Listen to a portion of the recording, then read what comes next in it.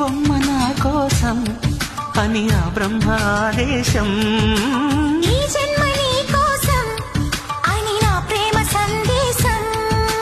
కంగారు పడిపోనా హరిరిరి కాదంటే ఎప్పుడైనా, ఆ జోరి కదన్నా సరే సరే చూస్తారు ఎవరైనా. నేనాగగలనా ఎవరేమి అనుకున్నా,